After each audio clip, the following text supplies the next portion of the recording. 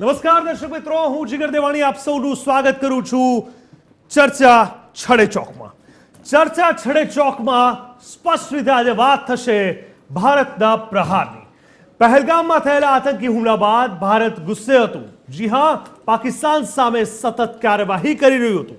સિંધુ જળ સંધિ સ્થગિત કરવામાં આવી, રાજદ્વારી સંબંધો કાપી નાખવામાં આવ્યા, વેપાર અને ટપાલ સેવાઓ બંધ કરી દેવામાં આવ્યા. જોકે આ બધી કાર્યવાહીને એક ટ્રેલર તરીકે જોવામાં આવી રહી હતી અને એ સત્ય પણ સાબિત થયું. આ એક ટ્રેલર જ હતું, કારણ કે બદલો એટલે કે પાકિસ્તાન પર મોટો હુમલો જેની સૌ ભારતીયો રાહ જોઈ રહ્યા હતા અને અંતે અડધી રાત્રે છૂટી મિસાઇલ અને પાર પડ્યું ઓપરેશન સિંદૂર.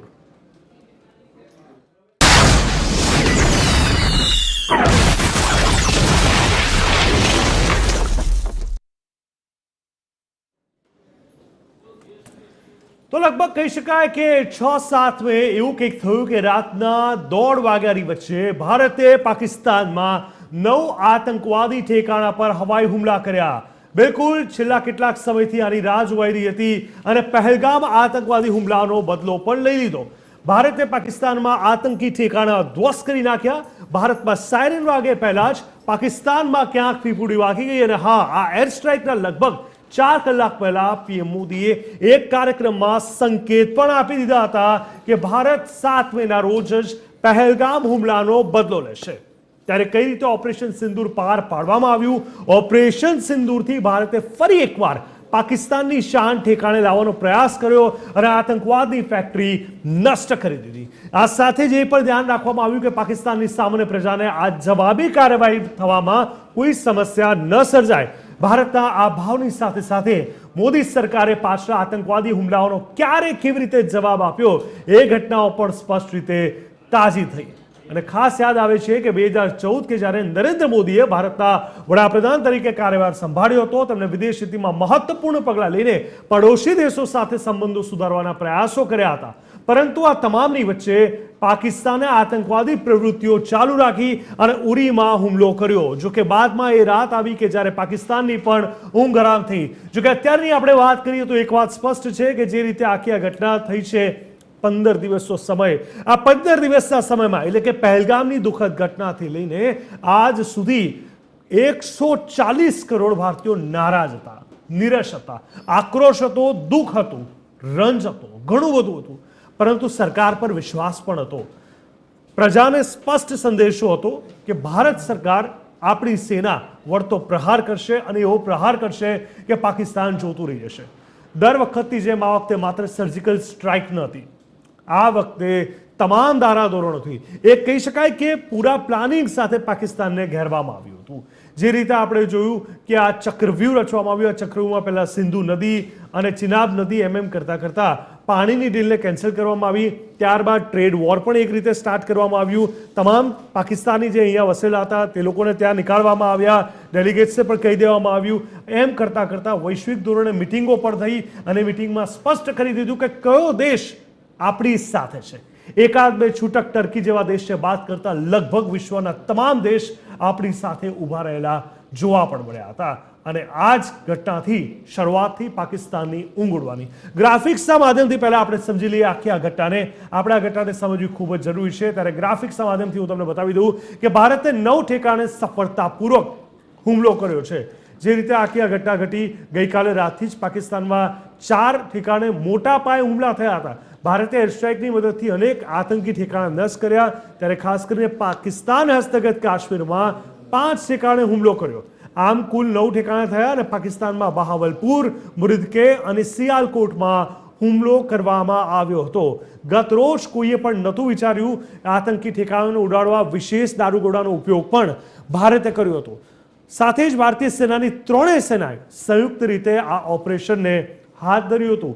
આતંકવાદીઓને સાફ કરવા માટે ભારતીય સેનાએ જે હુમલો કર્યો, સ્પષ્ટ કહી શકાય કે ઓપરેશન સિંદૂરના મજબૂત ભાગ, જેમાં ખાસ કરીને જૈશ એ મોહમ્મદ અને લશ્કરના ટોચના નેતાઓને નિશાન બનાવી હુમલા કરવામાં આવ્યા હતા. ભારતીય સેનાએ જૈશ એ મોહમ્મદ અને લશ્કર તૈબાના ઠેકાણાઓને નિશાન બનાવ્યા. સાથે જ કહી શકાય કે જૈશ અને લશ્કર ભારતમાં છેલ્લા ઘણા સમયથી ત્રાસવાદ ફેલાવી રહ્યા હતા. ત્યારે તમામની વચ્ચે ઓપરેશન સિંદૂર અંગે પીએમ મોદીનું જે નિવેદન પર સામે આવ્યું છે ને પીએમ મોદીએ સેનાને અભિનંદન પણ પાઠવ્યા છે. ભારતે હુમલો કરવા માટે પ્રિસિઝન સ્ટ્રાઇક વેપન સિસ્ટમનો પણ ઉપયોગ કર્યો. ભારતની ત્રણેય સેનાએ સંયુક્ત રીતે આ કામગીરી હાથ ધરી હતી અને આ કામગીરી ખૂબ જ સફળ નીવડી. ભારતીય સેના, નૌકાદળ અને ઇન્ડિયન એરફોર્સે કામગીરી હાથ ધરી હતી. દર્શક મિત્રો, આપણે આ ચર્ચાને આગળ લઈ જઈએ એ પહેલા આપણે સમજવું પડશે કે હવે આખી આ ઘટનાને લઈને ઘણા બધા પ્રશ્નાર્થ ઊભા થઈ રહ્યા છે. આપણે સમજવું પડશે કે ભારત જ્યારે કોઈ નિર્ણય લેતો હોય છે એ નિર્ણય માત્ર પોતાના આધાર પર જ નહીં કે પોતાના ગુસ્સાના આધાર પર જ નહીં, પરંતુ અનેક પહેલુઓને ધ્યાનમાં રાખીને આ નિર્ણય લેતો હોય છે. તો દર્શક મિત્રો, હવે સવાલ છડે ચોકના માધ્યમથી સમજાવી દઈએ તમને. અનેક સવાલો અગત્યના હતા, એ સવાલો પર નજર કરવી ખૂબ જરૂરી છે. એ સવાલોની જો વાત કરીએ તો ભારતના મિસાઇલ હુમલાનો ઉદ્દેશ શું હતો એ આજે આપણે સમજીશું તમામ નિષ્ણાતો પાસેથી. જે રીતે હુમલો કરવામાં આવ્યો, ત્યારબાદ પાકિસ્તાનના હુમલાઓને કેવી પ્રતિક્રિયા આપી એ પણ જાણવું જરૂરી છે. મોટેભાગે પાકિસ્તાન ડબલ સ્ટેન્ડ હંમેશા ધરાવતું હોય છે, ત્યારે હવાઈ ક્ષેત્ર પર પ્રતિબંધોના પરિણામો હવે આગળના સમયમાં શું અને કેવા પ્રકારના જોવા મળશે એ સમજવું પણ જરૂરી છે. સાથે જ મોટા ભાગની ફ્લાઇટ, ખાસ કરીને ઉત્તર ભારતની તમામ ફ્લાઇટ રદ કરવામાં આવી છે. મુસાફરો પર પણ તેની કેવી અસર પડશે એ પણ આજે જાણીશું. સાથે સાથે આંતરરાષ્ટ્રીય પ્રતિક્રિયાઓ વિવિધ દેશોની કેવી છે એ જાણવું ખૂબ જ અહીંયા જરૂરી બની જાય છે. આ બાજુ નાગરિક સુરક્ષા માટે કયા પગલાં લેવામાં આવી રહ્યા છે એ પણ આજે સમજવું ખૂબ જ જરૂરી બની જાય છે. દર્શક મિત્રો, સૌથી મહત્વપૂર્ણ સવાલ એ છે કે આ ભારતની આતંકવાદ વિરોધી વ્યૂહરચનામાં કેવી રીતે બંધ બેસે છે એ પણ હું તમને જણાવીશ થોડી જ વારમાં. પરંતુ સૌથી મોટો સવાલ 140 કરોડને જે થઈ રહ્યો છે કે શું હવે યુદ્ધનું કાઉન્ટડાઉન શરૂ થઈ ગયું છે કે નહીં? હવે ગુજરાત સહિત બાકીના રાજ્યો માટે કેટલો ખતરો છે એ પણ આજે જાણીશું. આ તમામની સાથે સાથે અંતિમ સવાલ, મોક ડ્રીલ જે આજે થઈ રહી છે તેનો ઉદ્દેશ જે છે એ સાકાર થશે કે કેમ?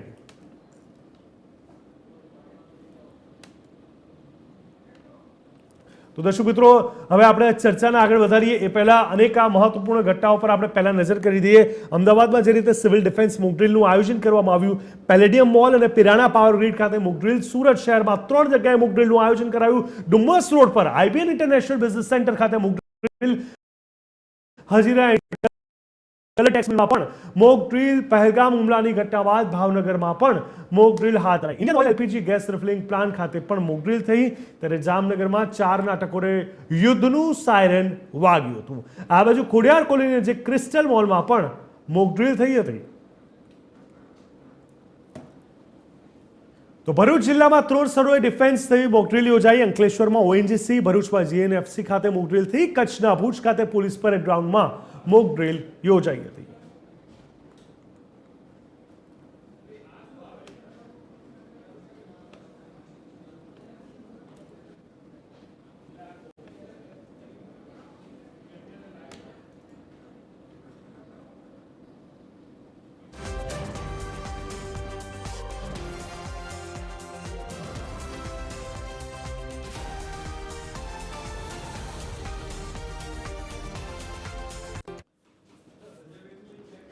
બિલકુલ, તો આજે સવાલ છડે ચોકની બાદ ચર્ચા છડે ચોકની હું શરૂઆત કરવા માંગીશ. દર્શક મિત્રો, આપણી સાથે ચર્ચા છડે ચોકમાં જોડાયા છે વિશાલભાઈ વાજા, જે નિવૃત્ત સેના અધિકારી છે. વિશાલભાઈ, સ્વાગત છે. અને સાથે જયવંતભાઈ પંડ્યા, જે વરિષ્ઠ પત્રકાર છે, તેઓ પણ જોડાયા છે. જયવંતભાઈ, આપનું પણ સ્વાગત છે. વિશાલભાઈ, મોક ડ્રીલનો આજે દિવસ બ્લેકઆઉટ કરવામાં આવશે અને લોકોને બતાવવામાં આવશે કે જ્યારે યુદ્ધ જેવી સ્થિતિ ઉત્પન્ન થાય છે ત્યારે શું કરવું, શું ન કરવું, પેનિક કેમ ન થવું, કેવી રીતે પોતાનું ધ્યાન રાખવું અને સાવચેતીપૂર્વક કેવી રીતે વર્તન કરવું. આ આખી પ્રક્રિયાને જોતા સૌથી પહેલા શું આપણે આને ગણી લઈએ કે એક પ્રકારની એક સાઇન છે કે ક્યારે કંઈ પણ થઈ શકે એમ છે? જે રીતે ગત રાતથી, આમ તો આની જાહેરાત પહેલેથી કરવામાં આવી હતી, પરંતુ ગત રોજ 1:30 થી 2 જે એક્શન લેવામાં આવી ત્યારબાદ હવે લોકોનો નજરિયો આ મોક ડ્રીલને લઈને પણ બદલાયો છે. આપની શું प्रतिक्रिया છે? जी बिल्कुल, सबसे पहले आपकी चैनल का धन्यवाद अदा करूँगा कि आपने हमारे जैसे सैनिक को यहाँ पे मौका दिया. दूसरी जो ये मॉक ड्रिल है, सरकार ने बहुत ही अच्छे प्लानिंग के साथ सिस्टमेटिकली जो पाकिस्तान को मुंह तोड़ जवाब देना था वो दिया है. एक उसको आगाह करने की पूरी कोशिश, भारत हमेशा शांति चाहता है, अमन चाहता है, लेकिन पाकिस्तान जो है वो एक ऐसा देश है जिसको मतलब हम कह सकते हैं कि एक बवासीर नाम की बीमारी है उसको, वो चैन से नहीं बैठता है, उसको कहीं ना कहीं मतलब कुछ ना कुछ हलचल चाहिए। तो आपने देखा होगा जिस प्रकार का भारत सरकार ने, हमें पहले लगता होगा कि भाई 15 दिन हो गए, कुछ हुआ नहीं, बड़ी प्लानिंग के साथ प्रॉपर सिस्टमेटिकली जो हमला किया गया, आप अंदाज़ा लगा सकते हैं कि बिना पाकिस्तान में घुसे हुए यहाँ से बैठे बैठे 100 किलोमीटर दूर की मिसाइल का जो है एयरफोर्स के द्वारा एक अच्छे तरीके से सटक तरीके से उसी जगह पे निशाना साधा और पाकिस्तान का आतंकवाद का जो गढ़ था, जो एक ट्रेनिंग सेंटर था, उसको ध्वस्त कर दिया। अब रही मॉक ड्रिल की बात, देखो सेना के अंदर इस टाइप के drill, mock drill, fire fighting practice, training, ये सारी चीज़ अमूमन होती रहती है। इस बार जो है ये आई थिंक 1971 के बाद जो है पहली बार इस टाइप का जो है मॉक ड्रिल का आयोजन सरकार के द्वारा किया गया है। बहुत अच्छी बात है, ये हर जगह पे काम आने वाली चीज़ है, आम नागरिकों के लिए फ़ायदेमंद है। ये सिर्फ ऐसा नहीं है कि वॉर होती है उस टाइम पे ये काम आएगी, ये उसके अलावा भी भूकंप जैसी स्थिति हो गई, इमरजेंसी जैसा कोई पीरियड समय होता है, ये सारी जगहों पे ये काम आता है। इसका जो है सिस्टमेटिकली जब सायरन बजता है, एयर अटैक होता है, तो किस तरीके से अपने आप को बचाना है। अब देखो जिस प्रकार से दोनों देश के बीच में जो जंग छिड़ी है, तो अभी जंग का ऐलान नहीं हुआ है, लेकिन हमने उसको एक चेतावनी दी है कि अगर आप अपनी नापाक हरकतों से बाज नहीं आए तो भारत जो है आपको वो वाला भारत नहीं है कि बातें करेगा, ट्रेन शुरू करेगा, है ना, आदान प्रदान होगा, वो सब नहीं होगा। अब जो बड़ा क्लियर कट स्टैंड है कि अब जो भी होगा, या तो आप अगर चैन से रहना चाहते हो तो शांति से रहो, नहीं तो नक्शे से गायब हो जाओगे। ये स्थिति अभी दिख रही है। જવેદભાઈ, પ્રાણ અને પ્રકૃતિ જોડે જાય છે, આ કહેવત શું જૂની છે, કોઈ પણ દેશ, વ્યક્તિ, નેતા, સંસ્થા બધાને હંમેશા લાગુ પડ્યો છે। પાકિસ્તાનની વાત કરીએ તો આપણે અનેક હુમલાઓનો જવાબ આપ્યો છે। ઉરીની વાત કરીએ, પઠાણકોટની વાત કરીએ, છેલ્લા કેટલાક સમયની વાત કરીને વર્તો પ્રહાર જબરજસ્ત આપવામાં આવ્યો। એની પહેલાં પણ જઈએ તો 1965, 71, 99 યુદ્ધમાં પણ આપણે જબરજસ્ત જવાબ આપ્યો છે। પરંતુ કોઈને કોઈ ધોરણે પાકિસ્તાન જ્યારે છંછેડવાની શરૂઆત કરે છે, અવડચંડાઈ પર ઉતરી આવે છે, તો એ લોકોને ડર નથી હોતો। ગતરોજ 1:30 વાગે રાત્રે 1:30 થી 2:30ની અંદર જે આખી ઘટના થઈ અને જે પ્રહાર કરવામાં આવ્યો, જે સ્ટ્રાઇક કરવામાં આવી, એટલી જબરજસ્ત હતી। પણ આપણે સૌ જાણીએ છીએ કે સવાર પડતા હાર્ડલી 4 કે 5 કલાક હજુ ગયા નથી, પાકિસ્તાન એ સદમામાંથી બહાર નથી આવ્યું, વૈશ્વિક ધોરણે એની ફજેતી થઈ રહી છે અને આ ભારત બદલો લઈ રહ્યું છે। એવા સમયે પણ આપણા 7 ભારતીયો ક્યાંક મોતને ઘાટ ઉતારી દેવામાં આવે છે, એલઓસી પર ક્યાંક જે રીતે સીઝ ફાયરિંગનો ભંગ કરવામાં આવે છે, ગોળીબારી કરવામાં આવે છે, અનેક લોકો ઘાયલ પણ થાય છે। તો હવે શું યુદ્ધ એ જ માત્ર એક રસ્તો છે એવું કહી શકાય? વાહિદ અલી વાહિદ નામના એક કવિ છે, એની કવિતા હું એનાથી શરૂઆત કરવા માગીશ।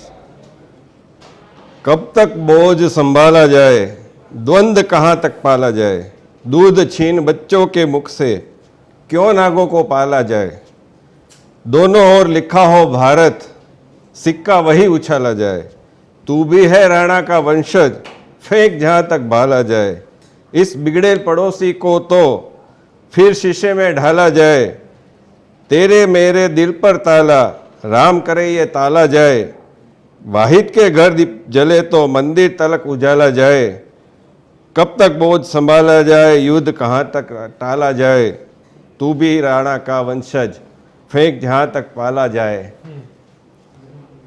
बीजो एक रामचरित मानसમાં છે, વિનયના માનત જલત જડ ગયો 3 દિન બીત, બોલે રામ સકોપ તબ ભય બિન ના હોય પ્રીત।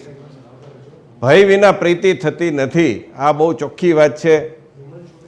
પાકિસ્તાન એની જો એક વાત કરવી હોય તો હું એક વર્તમાન પેઢીને સમજાય માટે એક ઉદાહરણ આપું છું કે ભાભીજી ઘર પે એક સિરિયલ આવે છે, એમાં એક સક્સેના નામનું પાત્ર છે, ગાંડો છે, વિકૃત છે, એને શોખ, એને લાફા આ બધું મળે તો એને ગમે છે, એટલે એ એવી ચેષ્ટાઓ કરે છે સામેવાળાને ઉશ્કેરે, એવી રીતે એની વિરુદ્ધ એવું બધું બોલે કે સામેવાળો ઉશ્કેરે એને એક લાફો મારી દે, એને શોક લગાવે, આ બધું એ કરે છે। તો તો એને વારે ઘડીએ લાફા પડ્યા જ રાખે છે ને એના જવાબમાં શું કે જ્યારે એને લાફો પડે ને ત્યારે કે આઈ લાઇક ઇટ. આ પાકિસ્તાનનું ચરિત્ર આવું જ છે કે એને પણ જાણે ટેવ પડી ગઈ છે. મારો બંધ કરીને જરબાતો જવાબ મોઢું તોડી નાખવાનો સમય નથી આવી ગયો? હા, સમય તો ક્યારનો, એટલે 1947થી આ સમય જ છે. કારણ કે તમે જુઓ કે હંસકે લિયા પાકિસ્તાન લડકે લેંગે હિન્દુસ્તાન, આ જે એક કહેવત એ લોકો બોલ્યા છે, પાકિસ્તાનનો જન્મ જ એક વિકૃતિમાંથી થયો છે. એ વિકૃત માનસિકતા એવી છે જે હમણાં કર્નલ અસીમ મુનીરે કહી કે અમે દ્વિરાષ્ટ્ર છીએ, અમારું કોઈ દિવસ બે સાથે મળે જ નહીં. આજે આપણે જોઈએ છીએ કે આપણા કેપ્ટન સોફિયા કુરેશીએ આખી પત્રકાર પરિષદને સંબોધી, વ્યોમિકા સિંહને બીજા વિક્રમ મિસ્ત્રી સાથે. તો એ કર્નલ સોફિયા કુરેશી, ડૉક્ટર એપીજે અબ્દુલ કલામ, મોહમ્મદ રફી, મોહમ્મદ કૈફ, મોહમ્મદ શમી અને એવા ઘણા બધા, મોહમ્મદ અઝરુદ્દીન, ઘણા બધા લોકો આપણે ત્યાં, નૌશાદ સંગીતકાર, સાહિર લુધિયાનવી, હસરત જયપુરી, મજરૂ સુલતાનપુરી, અઢળક નામો છે જેણે દેશના વિકાસમાં પોતાની પ્રગતિ આપી છે. આપણે ત્યાં અહીંયા રાષ્ટ્રપતિ તરીકે ડૉક્ટર ઝાકિર હુસૈન ને ડૉક્ટર એપીજે અબ્દુલ કલામ થઈ શકે છે. પરંતુ પાકિસ્તાનની જે માનસિકતા છે એ જે માનસિકતામાંથી જન્મ્યા છે એ લોકો એમ માને છે કે આપણે હિન્દુઓ સાથે રહી જ ન શકીએ. પરંતુ એ માનસિકતા એ હદે જઈ ચડી છે હવે કે એ લોકો હિન્દુ તો ઠીક, ખ્રિસ્તી સાથે નથી રહી શકતા. એટલે પહેલગામમાં એક ખ્રિસ્તીને પણ માર્યા. અને વિશ્વભરમાં આ વસ્તુ થઈ રહી છે. સ્વીડન હોય, ડેનમાર્ક હોય, યુરોપ હોય, અમેરિકા હોય, બધે આ થઈ રહ્યું છે. બ્રિટન હોય, એમાં ગ્રુમિંગ ગેંગ આ કામ કરી રહી છે. ઘણા બધા એવા તત્વો છે. તો આ જે માનસિકતા છે એનો, એટલે આપણે અત્યારે આ જે બધા આતંકવાદીઓના ઠેકાણા છે એને નષ્ટ કર્યા, પરંતુ એનાથી આ ઉકેલ નથી આવવાનો. તમે જે કીધું ને એ બહુ સાચી વાત છે કે લાફા મારવાથી આનો ઉકેલ નહીં આવે. તમે આનું મૂળ જોશો ને જીગરભાઈ, થોડો સમય હોય તો વાત કરું. આપણે થોડું ફટાફટ એટલે જઈશું કારણ કે આપણે મોકડ્રીલ પર પણ ચર્ચા કરવી છે, આ ઓપરેશન સિંદૂર પર પણ કરવી છે, બીજા બે તમારી જેવા એક્સપર્ટ પણ થોડી વારમાં જોડાશે. આવું છું, તમારી પાસે પણ આવું છું. ખૂબ સરસ વાત તમે કરી અને આ હવે તમે એક્ઝામ્પલ આપ્યું એના જેવું જ છે. આ એક પ્રકારની વિકૃતિ છે ને એનો જવાબ આપણે એમની રીતે આપવો જ રહ્યો અત્યારે જે રીતે પરિસ્થિતિનું એંધાણ જોવાઈ રહ્યું છે. જોતા વિશાલભાઈ, હવે જે રીતે આ પહેલગામની ઘટના હતી એ એટલા માટે ખતરનાક હતી. હુમલાઓ તો પહેલાં પણ થયા હતા અને હંમેશા ખરાબ જ હોય, પરંતુ પહેલગામની અંદર નિર્દોષ નાગરિકોને ટાર્ગેટ કરવામાં આવ્યા, જે રેરલી જોવા મળતું હતું. નંબર 2, ધર્મ પૂછીને ટાર્ગેટ કરવામાં આવ્યા.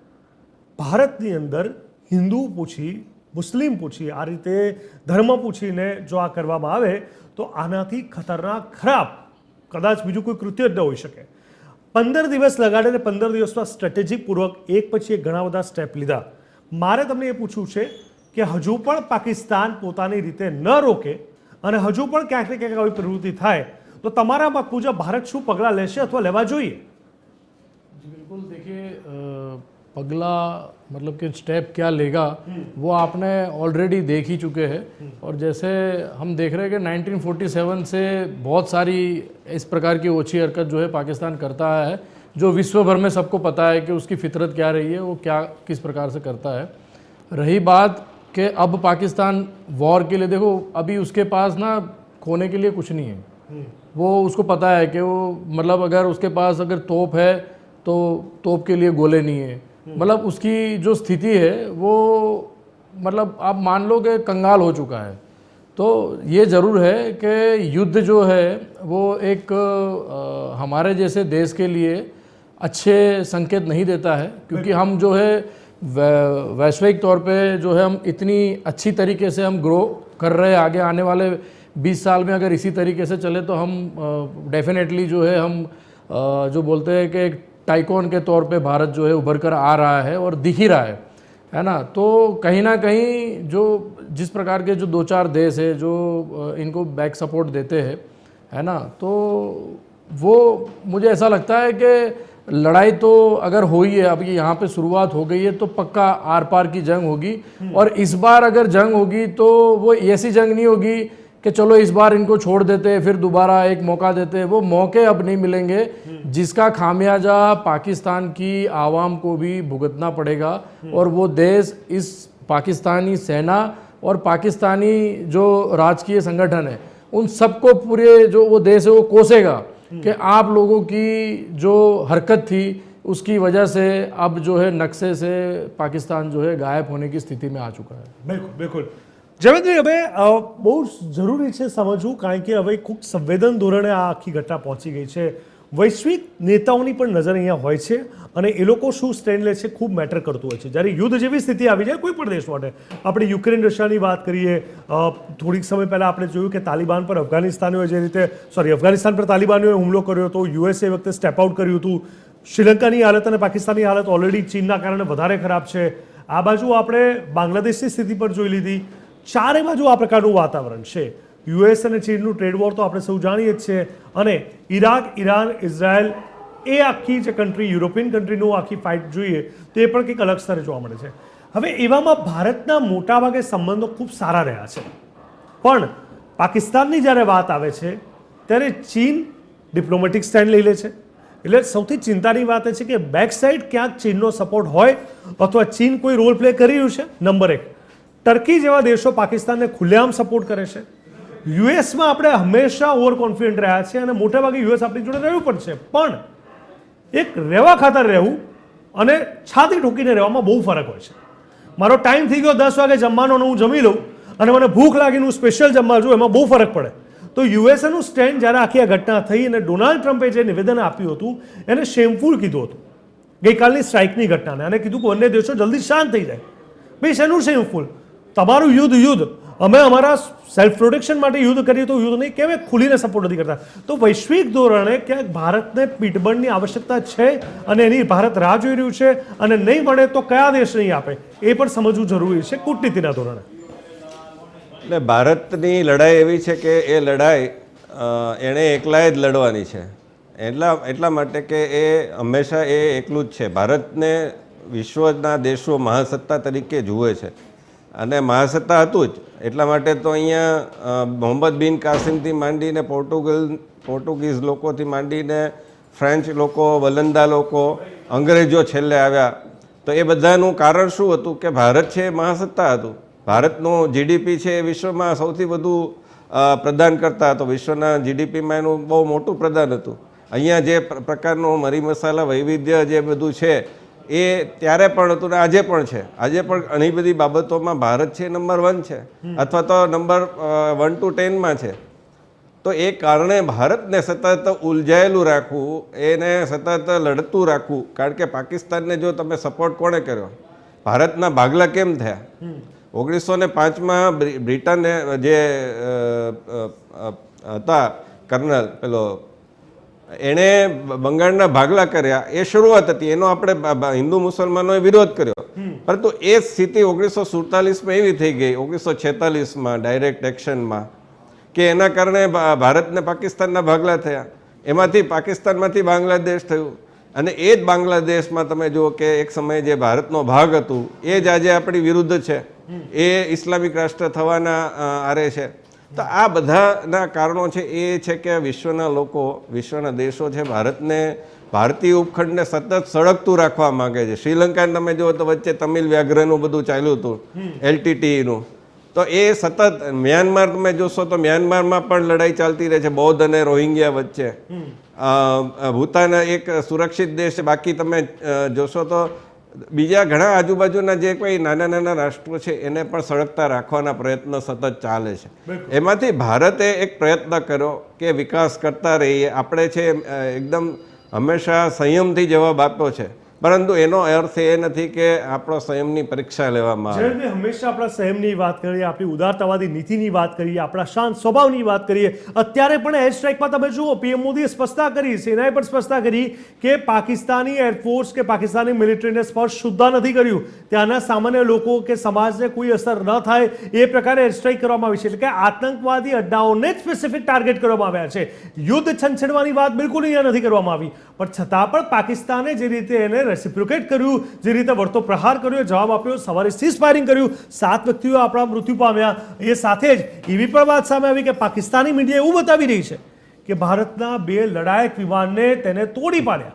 આનો મતલબ શું છે? પાકિસ્તાન કેમ આટલું નથી સમજી શકતું કે આતંકવાદીઓને જો એ લોકો ખાત્મો નથી કરી શકતા અને ભારત ખાત્મો કર્યું છે તો એ લોકોની પણ તો મદદ થઈ રહી છે, સિવાય કે એ લોકો એને પોષતા હોય. બિલકુલ અને પાકિસ્તાન તો ઠીક, પણ આપણા કેટલાક રાજકીય પક્ષના લોકો એ જ વાતને ટાંકી રહ્યા છે કે આપણા વિમાનો પણ તોડી પાડવામાં આવ્યા છે, આપણા નાગરિકોના મૃત્યુ થયા છે, એ તો કોઈ દેખીતી વાત છે, એમાં કોઈ પ્રશ્ન નથી. પણ વિમાનો તોડી પડાયા છે, ઉલટાનું આપણે એમનું વિમાન તોડી પાડ્યું છે. આ સમયે પણ તકલીફ છે ભારતની અંદર વધારે છે. ભારતના લોકો જે રીતના આ બધું થાય એટલે કે આપણે બધા એકતા રાખવી જોઈએ. એકતા છે એટલા માટે જ જો તમે કોઈ આ પહેલગામની ઘટના પછી કોઈને આપણે ટાર્ગેટ નથી કર્યા, કોઈ પંથ વિશેષના લોકોને ક્યારેય એને પકડીને પૂર્યા નથી, ક્યારેય એ પહેલાં નથી, પ્રજાએ પણ એવો જવાબ આપ્યો. આપણી એકતા જ હંમેશા મજબૂત કરી રહી છે. કોઈ પણ ઘટના બને છે, આપણે અત્યાર સુધી તો પાકિસ્તાની પ્રત્યે પણ સહાનુભૂતિ રાખી છે. કલાકારોને આપણે અહીંયા લાવીએ છીએ. ફવાદ ખાનની પિક્ચર અહીંયા આવવાની હતી, એ પણ મોકૂફ રહી, જુદી વાત છે. પણ એના કલાકારો, એના ખેલાડીઓ, એને પૈસા મળે છે કે હવે બંધ થયું છે, પણ પહેલાં તો મળતા હતા IPLમાં.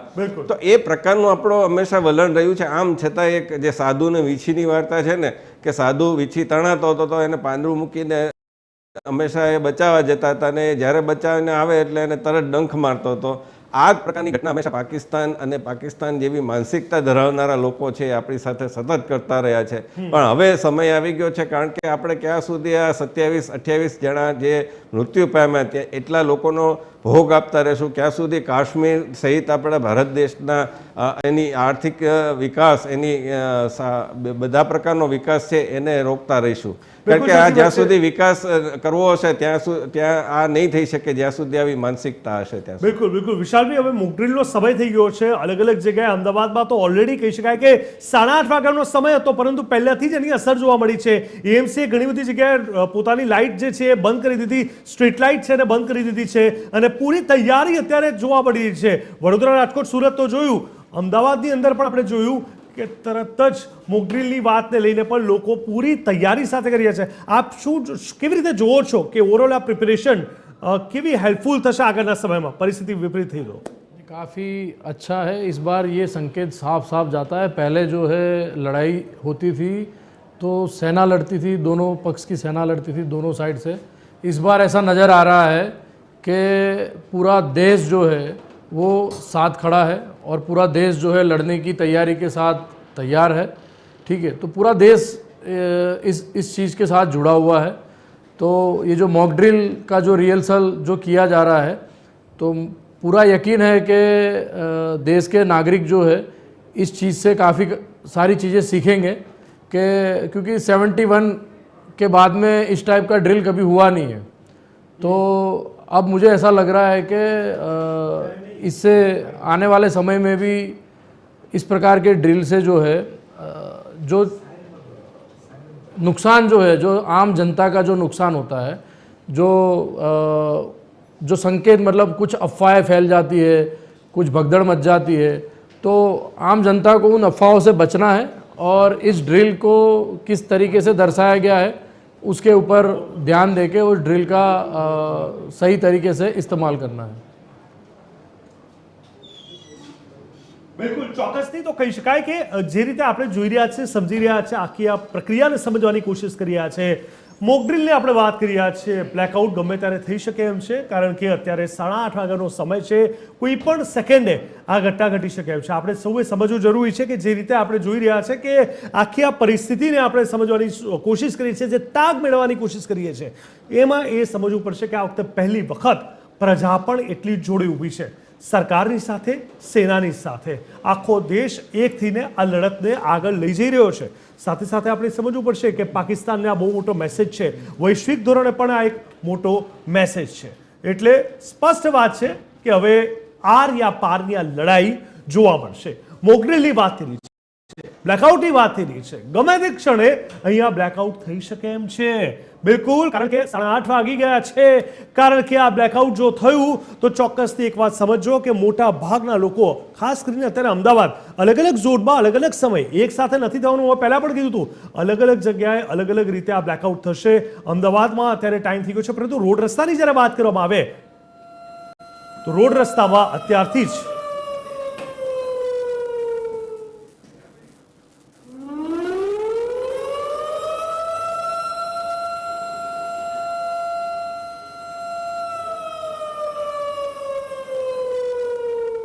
તો બ્લેકઆઉટનો સમય થઈ ગયો 8:30 વાગી ગયા અને આખું અમદાવાદ અત્યારે બ્લેકઆઉટ પર જોવા મળી રહ્યું છે. જી હા, ચારે કોર અંધકારમય મોક ડ્રીલનો એક મોટો ભાગ અને સમગ્ર અમદાવાદ એક સાથે સેના અને સરકારને સહયોગ આપી મોક ડ્રીલનો ભાગ બની, સ્પષ્ટ રીતે આ બ્લેકઆઉટનો ભાગ બની આ યુદ્ધ નીતિમાં, આ રણનીતિમાં એક વિશેષ ફાળો આપી રહ્યું છે. કહી શકાય કે અમદાવાદીઓની વાત કરીએ, ગુજરાતીઓની વાત કરીએ કે ભારતીયોની વાત કરીએ, હંમેશા દેશ પ્રથમ જ રહ્યો છે અને પ્રથમ જ રહેશે. સેના હોય, સરકાર હોય, પક્ષ હોય, સંસ્થા હોય કે પછી કોઈ સેલિબ્રિટી કેમ ન હોય, તમામ પ્રજા માટે ભારત દેશ સૌ પ્રથમ રહેશે અને ભારત દેશ માટે જે કરવું છૂટવું પડશે એ કરીને જ રહેશે. બ્લેકઆઉટને પૂરતું સમર્થન આપવામાં આવ્યું છે TV 13 દ્વારા, ચર્ચા છડે ચોક દ્વારા, અમદાવાદની પ્રજા દ્વારા, સમગ્ર ગુજરાત દ્વારા અને તમામ લોકોએ મોક ડ્રીલના આ ભાગને વધાવી દીધો છે અને યુદ્ધ માટેની તૈયારીઓને પણ આરંભી દીધી હોય એવું સ્પષ્ટ જોવા મળી રહ્યું છે. દર્શક મિત્રો, અલગ અલગ શહેર અને જિલ્લાઓની વાત કરીએ, તમામ જગ્યાએ બ્લેકઆઉટ એક પછી એક થઈ રહ્યું છે. અમદાવાદમાં મોટા ભાગના વિસ્તારો બ્લેકઆઉટ જોવા મળી રહ્યા છે અને ખૂબ સારો સહયોગ. અને આ બ્લેકઆઉટમાં પણ કોઈ પણ કમ્પ્લેન વગર તમામ રોડ રસ્તા પર સ્ટ્રીટ લાઇટ બંધ થઈ ગઈ છે, લાઇટો ઓફ કરી દેવામાં આવી છે. મોટા મોટા building, luxurious flat, housing board, તમામ જગ્યાએ આ બ્લેકઆઉટની સ્પષ્ટ અસર જોવા મળી રહી છે. દર્શક મિત્રો, બ્લેકઆઉટનો મતલબ અંધકાર નથી, પરંતુ એક રણનીતિનો ભાગ છે. બ્લેકઆઉટનો મતલબ સ્પષ્ટ છે કે આપણે સરકાર અને સેના સાથે છે અને આ યુદ્ધનો હિસ્સો આપણે છીએ, ત્યારે આપણે પોતે આગળ વધવાનું છે અને આપણે પોતે સ્પષ્ટ રીતે તેને આગળ લઈ જવાનું છે. આપણી સાથે સહયોગી આપણા સોનલ અનર્ગત એસોસિએટ એડિટર જોડાઈ ચૂક્યા છે. સોનલ, બ્લેકઆઉટનો સમય થઈ ગયો અને આ બ્લેકઆઉટમાં આપણે જોઈ રહ્યા છે ચારે બાજુ અંધકારમય વાતાવરણ જોવા મળી રહ્યું છે. કયા વિસ્તારમાં તમે છો, શું સ્થિતિ છે, કેવો સહયોગ છે લોકોનો, કેવા પ્રકારનું વાતાવરણ જોવા મળી રહ્યું છે? જી જીગર, અમે અત્યારે ગાંધીનગર ખાતે છીએ. સ્ટેટ ઇમરજન્સી સેન્ટર જે છે ત્યાં બ્લેકઆઉટનું ખાસ કરીને જે અમલ છે તે કરવામાં આવી રહ્યો છે. એના જે દ્રશ્યો છે તે હું આપને બતાવવા માંગીશ. જોઈ શકો છો કે જે અધિકારીઓ છે તે અહીંયા પહોંચી ચૂક્યા છે અને રોડ ઉપર જે બ્લેકઆઉટનો અમલ છે તે કરવામાં આવી રહ્યો છે. જો કે સ્ટ્રીટ લાઇટ બંધ કરવામાં આવી નથી, પરંતુ મહત્વનું છે કે જે વાહનો છે તેમને રોકી અને તેમની જે હેડલાઇટ્સ છે તે બંધ કરવા માટેની જે અપીલ છે તે સિવિલ ડિફેન્સના અધિકારીઓ કરી રહ્યા છે. નાગરિકોને એકચ્યુઅલ જે પ્રેક્ટિસ છે વાહનોને બ્લેકઆઉટ દરમિયાન કઈ રીતે હંકારવું તેની જે પ્રેક્ટિસ છે તે કરવામાં આવી રહી છે. જોઈ શકાય છે કે એક સાથે ગાડીઓ છે, સ્કૂટર છે તેને અટકાવવામાં આવી રહ્યા છે અને તેને બ્લેકઆઉટનો એક ભાગ બનાવવાનો પ્રયત્ન કરવામાં આવી રહ્યો છે. જોઈ શકાય છે સ્ટ્રીટ લાઇટ્સ પણ જીગર બંધ થઈ ચૂકી છે. સ્ટ્રીટ લાઇટ્સ સમગ્ર જે રોડની છે તે બંધ કરવામાં આવી છે અને જે બ્લેકઆઉટના ભાગરૂપે જે વાહનો છે તેની હેડલાઇટ્સ પણ બંધ કરવામાં આવી છે. જે આપ જોઈ શકો છો ત્યારે તે માત્ર ને માત્ર કેમેરાની લાઇટ છે જીગર, કે જે પ્રકાશમાં બતાવી રહી છે કે કયા પ્રકારે અત્યારે બ્લેકઆઉટ છે તેનો એક ભાગ છે. બ્લેકઆઉટ દરમિયાન સૌથી પહેલા તો સાયરન વગાડવામાં આવ્યું છે અને તે અંતર્ગત વિસલ સાથે જે અધિકારીઓ છે સિવિલ ડિફેન્સના તેઓ બહાર દોડી આવ્યા હતા અને હવે જે સમગ્ર માહોલ છે, હવે ટીમ આગળ વધી રહી છે. જોઈ શકાય છે જે અધિકારી છે તે વાહનોને અટકાવ્યા છે બ્લેકઆઉટના ભાગરૂપે અને હવે આગળ ઉપર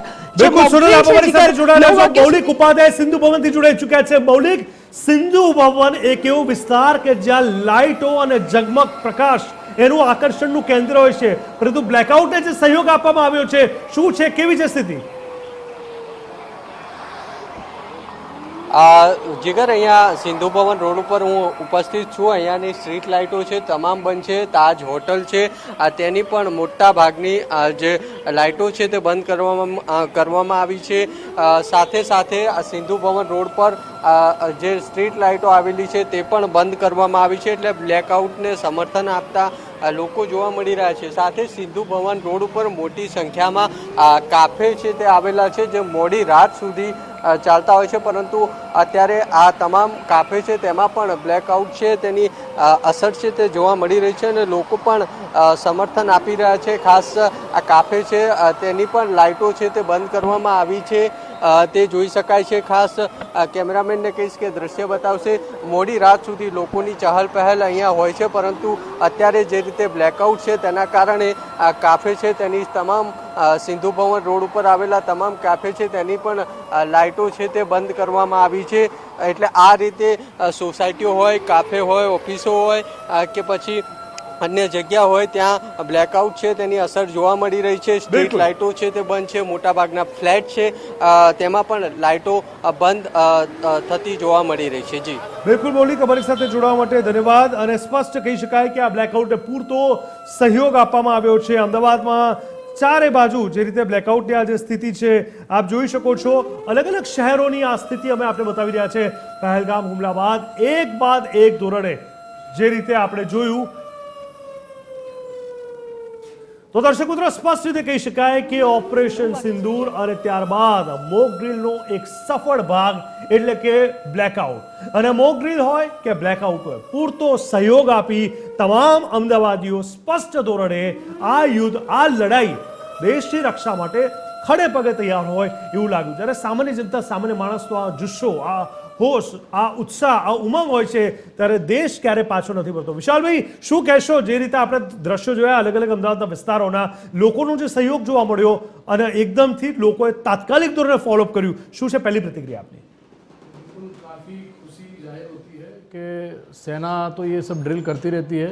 आज जो है ये साबित हो गया है कि जो हमारे यहाँ के हिंदुस्तानी जो लोग हैं वो भी एक स्मार्ट तरीके से अच्छी टेक्नोलॉजी का इस्तेमाल करते हुए और भारत देश के जो प्रधानमंत्री के जो आह्वान है, जब जब उन्होंने जिस प्रकार का आह्वान किया है, देश की जनता हमेशा उनके साथ कंधे से कंधा मिला के खड़ी रही है.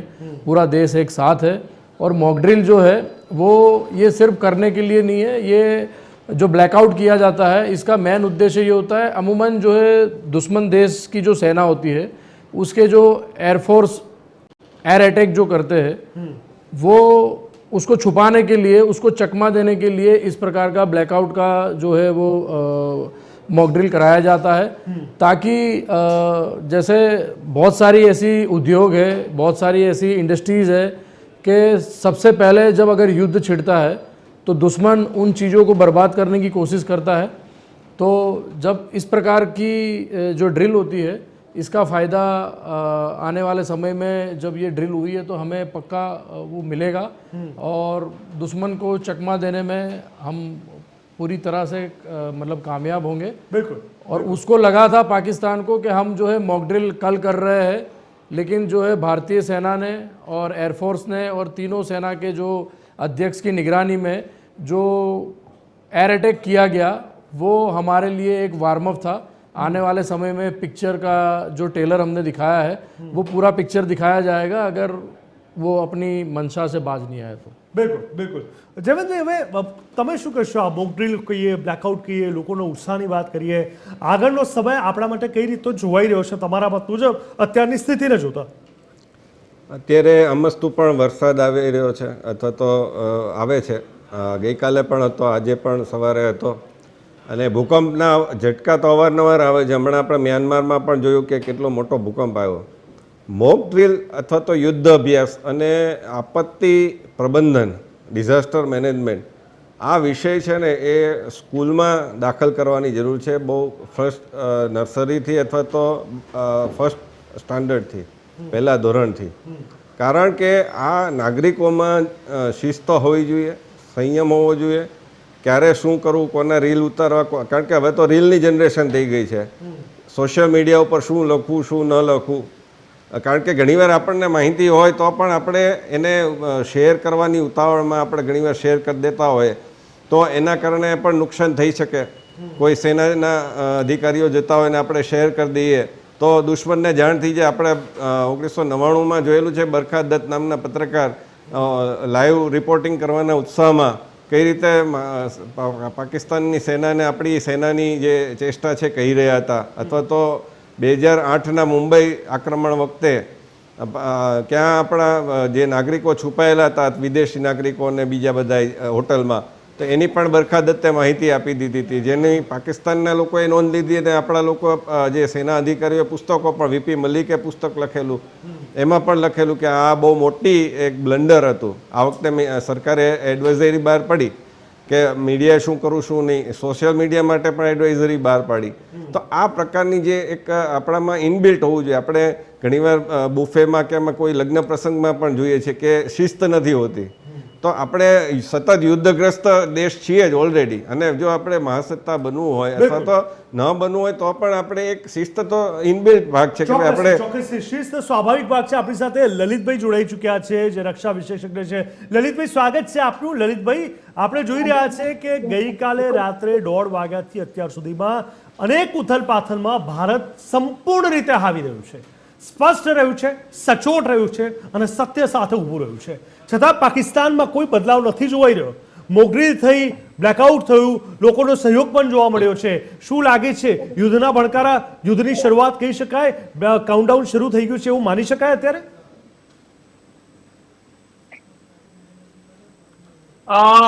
આપણે વોરની વાત નથી કરતા, આપણે પહેલગામમાં એને પિશાચી પ્રવૃત્તિ ભારત માતાની બેન દીકરીઓના સિંદૂર પહોંચવાની જે પ્રયાસ કર્યો, હિચકા, એને બદલો લેવાના રૂપે જે આપણે આક્રમણ રૂપે એનું એક ઓપરેશનનું આખું આયોજન કર્યું, અને એના તો આપણે જે એના 21 અડ્ડા તોડ્યા છે, 21 માંથી ગણીએ તો આપણે એના 9 એના મેજર ગણાતા મોટા પ્રમાણના એના 4 ત્રાસવાદી સંગઠનો છે.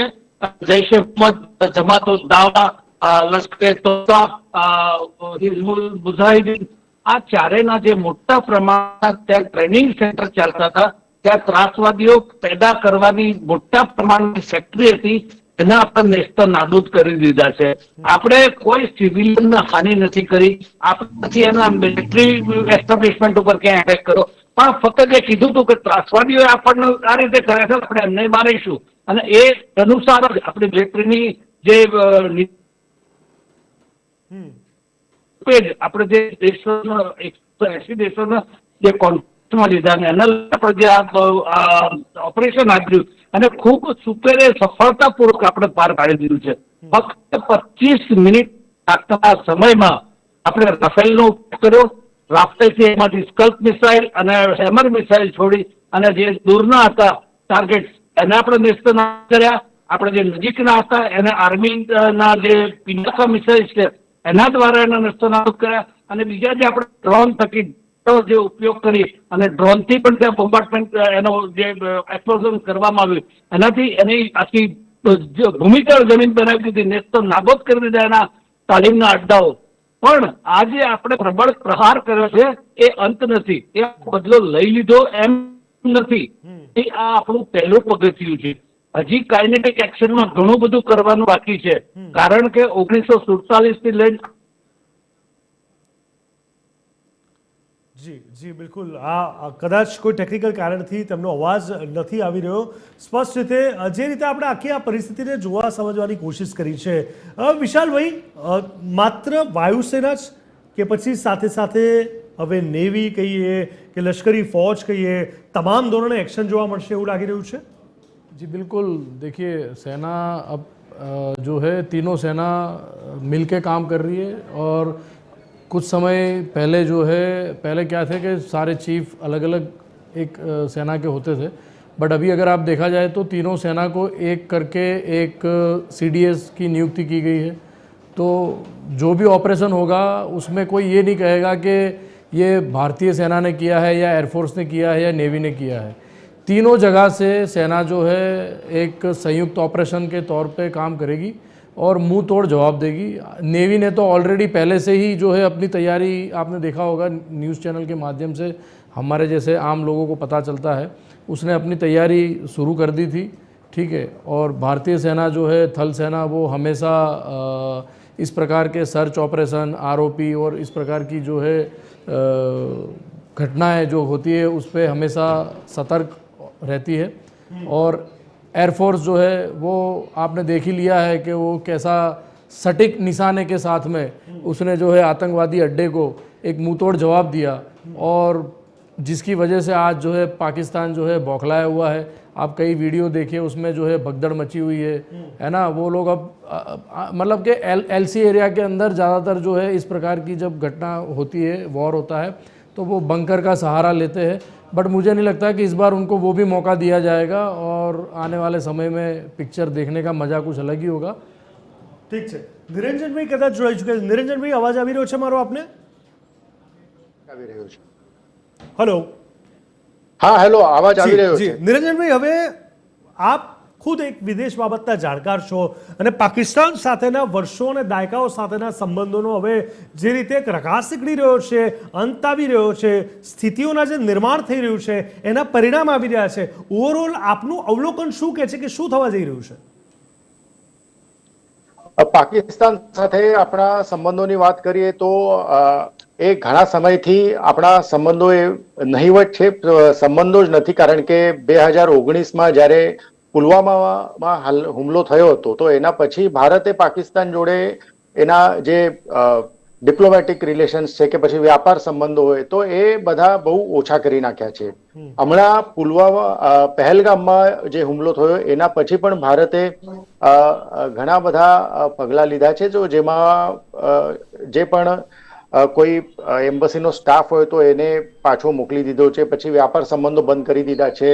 જે ઇન્ડસ વોટર ટ્રીટીને હમણાં ભારતે બંધ કરી દીધી છે કે પાકિસ્તાનમાં પાણી એક તો જાય નહીં, અથવા પાકિસ્તાનને જે પાણીનો ફ્લો પાકિસ્તાન તરફ જતો હતો એની જે સૂચના પહેલા ભારત આપતું હતું તો હવે એ આપવાનું બંધ કરી દીધું છે. એટલે એમને હવે ખબર પડે નહીં કે હવે પાણી આવવાનું છે કે નથી આવવાનું. તો આ બધા ભારતે હમણાં પહેલગામ હુમલા પછી આ બધી સ્ટેપ્સ લીધી છે. તો મને એવું લાગે છે કે હમણાં તો નજીકના ભવિષ્યમાં મને ક્યાં પણ ભારત અને પાકિસ્તાનના સંબંધો કોઈ સુધારવાના કોઈ લક્ષણો હમણાં દેખાતા નથી. અને એનું કારણ એવું છે કે આપણે આ બધી ઘટનાઓ જે જોઈએ છે તો એ ફક્ત આપણે હમણાં પહેલગામમાં હુમલો થયો હતો, એના પહેલા 2019માં હુમલો થયો હતો, એ આવી એક એક ઘટના કરીને આપણે નહીં જોવી જોઈએ. પાકિસ્તાન સતત ભારત વિરોધી કાર્યવાહી કોઈ ને કોઈ સ્વરૂપમાં તો કરતું જ રહ્યું છે. તો આપણને એવું જોવું જોઈએ કે પાકિસ્તાનને ભારત સાથે સંબંધો સારા જો રાખવા હશે, જો સંબંધો સુધારવા હશે તો પાકિસ્તાન શું એમાં એ બાબત ગંભીર છે? આ સવાલ આપણે પૂછવો જોઈએ. તો એનો જવાબ છે પાકિસ્તાન એ બાબત ગંભીર નથી. અને પાકિસ્તાન એના તરફથી તો સતત કોશિશ એવી જ કરી રહી છે કે સંબંધો જેટલા બગડે તો એટલું સારું. અને સંબંધો ખાલી બગાડવાનો સવાલ નહીં, ભારતમાં જેટલી અસ્થિરતા ફેલાઈ શકે તો એ પાકિસ્તાનનો હંમેશા પ્રયત્ન રહે છે કે જેને કારણે ભારતનો હમણાં જે આર્થિક વિકાસ થઈ રહ્યો છે, ભારતની અર્થવ્યવસ્થા જે રીતે પ્રગતિ કરી રહી છે, બધા ક્ષેત્રમાં જે ભારત હમણાં આગળ વધી રહ્યું છે, તો એને ક્યાંક એક બ્રેક લાગે તો એવી એક કોશિશ પાકિસ્તાનની હંમેશા રહે છે. અને એના માટે આ જે કાશ્મીરનો મુદ્દો છે તો એનો વાપર કરીને હંમેશા પાકિસ્તાન ભારત સાથેના સંબંધો એ બગાડવાનું કામ કરે છે. જયવંતભાઈ, હવે જ્યારે આ પાણી અને સિંધુ નદીની જ્યારે વાત આવી તો એવું લાગતું હતું કે સ્ટેપ બાય સ્ટેપ એવા પગલાં ડિપ્લોમેટિક ધોરણે લઈ લેવામાં આવશે કે યુદ્ધની આવશ્યકતા જ નહીં રહે, અથવા એવી વાત હતી કે એ લોકોને અસર એટલી બધી થઈ જશે કે યુદ્ધ પહેલાં જ લોકો સમાપ્ત થઈ જશે. ખરેખર તમને એવું લાગે છે કે આ બધા સ્ટેપની એક મોટી અસર જોવા મળશે ત્યાં? બિલકુલ, અને જોવા મળી રહી છે. સિંધમાં પણ આંદોલન શરૂ છે. તમે જુઓ કે બલોચિસ્તાનના હમણાં લોકોએ ત્યાં આક્રમણ કર્યું અને પાકિસ્તાનના અનેક જવાનોને છે મારી નાખ્યા. એટલે અનેક રીતે પાકિસ્તાન અત્યારે ઘેરાયેલું છે. અને કદાચ એટલે જ કર્નલ અસીમ મુનીરે 16 એપ્રિલે જે દ્વિરાષ્ટ્રની થિયરી ફરીથી કહી અને કાશ્મીર બાબતે સપોર્ટ જાહેર કર્યો તો એ સ્પષ્ટપણે આખું ધ્યાન ડાયવર્ટ, કારણ કે ત્યાં 1600થી વધુ સેના અધિકારીઓ જવાનોએ ત્યાગપત્ર આપેલા છે સેનામાંથી. એ લોકોનું મોરલ પૂરેપૂરું ડાઉન છે. અને એટલા માટે જ ત્રાસવાદીઓને જેમ આપણે કોઈ પેલું જાતિ વિશેષની પણ પેલું નથી કહેતા કે જ્યાં શ્વાનને એકદમ છૂટો દોર આપી દેવામાં કે કરડ તું જ્યાં જઈને, એ પ્રકારનો એક છૂટો દોર આપી દીધો ત્રાસવાદીઓને. અને આમાં આપણે કેટલાક સ્થાનિકો પણ મળી ગયા, એના સિવાય તો થાય જ નહીં.